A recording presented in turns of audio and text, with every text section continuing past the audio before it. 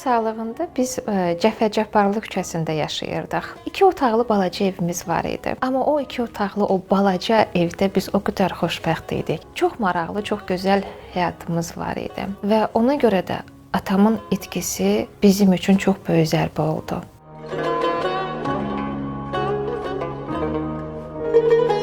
Bu yanvar hadisələri başlamamışdan əvvəl ki, Qarabağ söhbəti ki araya düşdü, bir çoxları kimi atama da bu çox pis təsir eləyirdi. Çox vətənpərvər insan idi. Yanvarın 19-u indiyə kimi yadımdadır. Bir neçə dəfə küçəyə çıxdı, 1-2 saatdan sonra gəldi. Dedi ki, bugün nəsə olacaq, nəsə gözlənilir. Gecə saat 12-də əvvəl partlayış səsi eşitdik. Daha sonra isə bir-birinin ardıca güllə səsləri.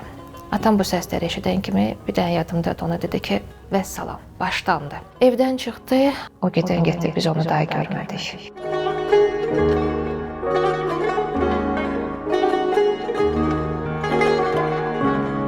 Səhərə kimi küçə qapısının ağzında hamı atamı gözləyirdi. Babam bir neçə dəfə atamı axtarmağa getdi, gəldi və bizi sakitləşdirmək üçün yalandan dedi ki, narahat olmayın, amma əslində babam artıq orada meyitləri görmüşdü. Yanvarın 20-si təxminən səhər saat 7 radələrində Simaşka xəstəxanasından zəng gəldi və dedilər ki, narahat olmayın, Aslan ayağından yüngül yaralıdır.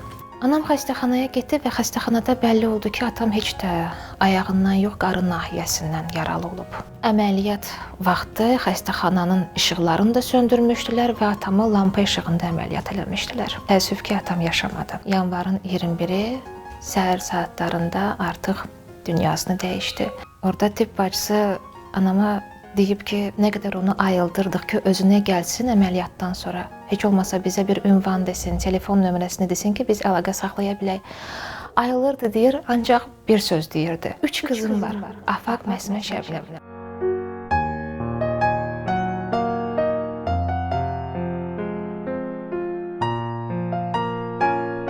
Hamı ağlayırdı, qışqırırdı, ağlayırdı. Bircə anam sakit, bükülmüş vəziyyətdə gəldi, girdi evə, oturdu divanda, bax belə boynu bükülmüş. Bir əli ilə Şəbnəmi qucaqladı, bir əli ilə məni qucaqladı. Asta-asta dedi ki, daha bizim papamız yoxdur.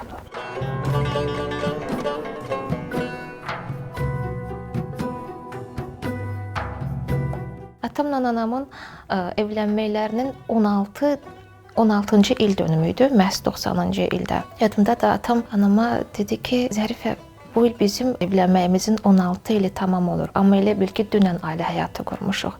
Atam öləndən sonra biz yeni ili təxminən 3-4 il ərzində normal qarşılaya bilmirdik. Anam süfrəyə 4 yox 5 boşqab qoyurdu. Mütləq yuxarı başda atamın boşqabı olurdu. Çox çətin idi barışmaq atamın yoxluğu ilə. Gülseyin Hüseynoğlu'nun belə bir şeiri var, Mücrü şeiri. Mən həmişə o mücrü şeirinin qəhrəmanını anamın həyatına oxşadırdım. O gəlin gedəndə anası bir mücrü də qoydu cehizinin üstünə. Gəlin mücrüsüz olmaz dedi. Açıldı mücrü, örtüldü mücrü. Anam bizi əziyyətlə böyütdü. Yalnız bir istəyi var idi. Tərbiyəli, atamıza layiqli övlad olmaq, bir də ki, ali təhsilimiz olsun. Şükür Allaha, 3 bacı üçümüzün də ali təhsilimiz var.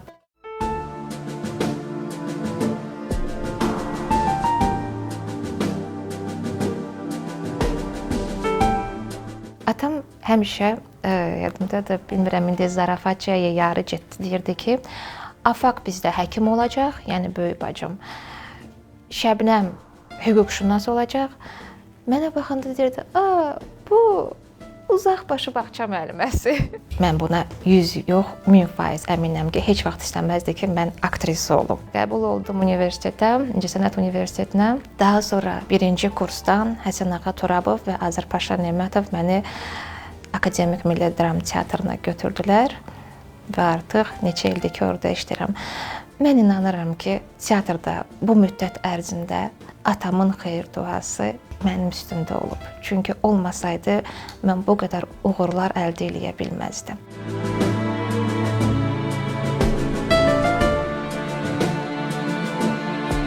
Hər dəfə mən Şəhidlər Xiyabanına gedəndə, inarsız ki, onların baş daşındakı şəkillərə baxa bilmirdim. Ürəyim gəlmir. Sonra müharibə, Qələbə günü bunu bizə yaşatdılar. Sağlamlığı bahasına qazilərimiz yaşatdı, qanı bahasına şəhidlərimiz yaşatdı və düzgün siyasət qurmağı bacaran Ali Baş Komandanımız yaşatdı. Qələbə günü daş aldım, hamı kimi düz şəhidlər xiyabanına getdim. Bu dəfə mən ağlayırdım və hönkür-hönkür ağlayırdım və heç kəsdən də ağlamağımı gizlətmirdim. Çünki bu ağlamağıma həm də sevinç göz yaşları qatılmışdı. Mən şəhidlər xiyabanına şəhidlərə göz aydınlığı verməyə getdim. Gəldim atamın məzarının yanına və dedim ki, ay ata, daha rahat yat. Sizin qanınız yerdə qalmadı. Bir də ki, cənnətinizin yeni sakinləri var. Onlar artıq sizə əmanətdilər.